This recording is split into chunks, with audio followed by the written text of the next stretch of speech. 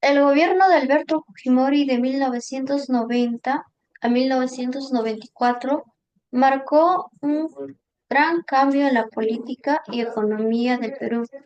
Con el autogolpe de 1992 disolvió el Congreso y concentró el poder debilitando la independencia de las instituciones y censurando a la oposición. En lo económico aplicó el Fujishok, que controló la hiperinflación y atrajo inversión. Pero esto generó desempleo y desigualdad.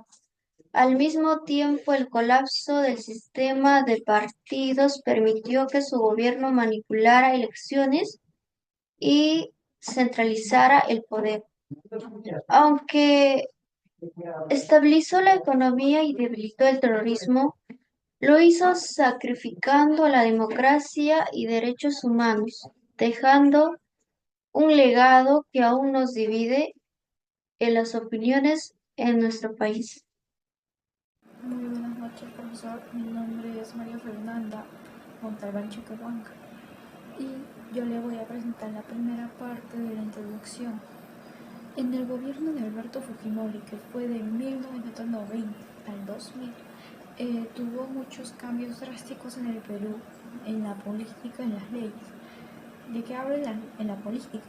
De manera para afrontar la economía peruana y el terrorismo. Pero también surgieron muchos cambios, muchos cuestionamientos, es decir, en los derechos de los peruanos y el terrorismo. El que más marcó fue el autogolpe de Alberto Fujimori en el 1992, que es un 5 de abril, ya que disolvió el Congreso y él podía tomar las decisiones que quería, ya que nadie se podía oponer. Tanto así de que cambió mucho la política e hizo nuevamente las leyes para su favor. Entonces le facilitaba más robar la plata del Perú, ya que nadie se podía oponer. Así que el terrorismo aún avanzaba. Ahora le pasaré a mi compañero Anderson. Gracias. Fujishok y sus efectos económicos. Cuando Fujimori asumió la presidencia, el Perú enfrentaba una grave crisis económica, con una hiperinflación superior al 7000%. Para controlarla, aplicó el famoso llamado Fujishok, un paquete de medidas que incluía la eliminación de subsidios, la liberación de los mercados y la privatización de empresas estatales. A su vez también, si bien la inflación se redujo drásticamente en pocos años, el impacto social fue devastador. El costo de vida aumentó, el desempleo creció y muchas familias se sumieron en la pobreza. Aunque la estabilidad económica se logró, miles de personas sufrieron por la falta de apoyo social. A pesar de estos efectos negativos, Fujimori defendió sus medidas argumentando que sin ellas el país habría colapsado económicamente. Sin embargo, la desigualdad se hizo más evidente y obviamente generó descontento en distintos sectores.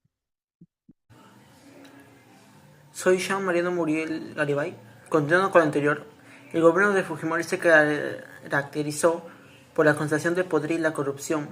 Solamente aquí la desaparición de algunos partidos políticos tradicionales y la persecución hacia algunos entes políticos de la época.